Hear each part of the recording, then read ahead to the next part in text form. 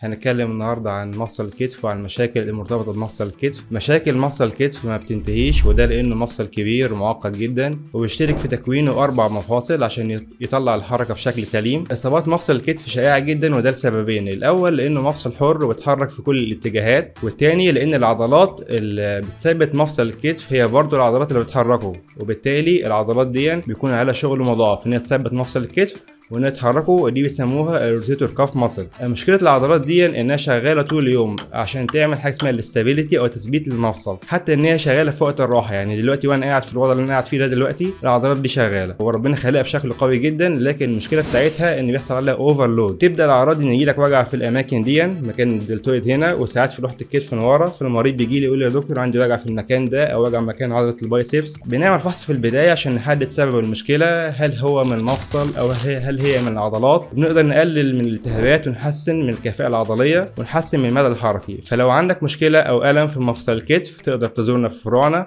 وبإذن الله نوصل لحل مع بعض.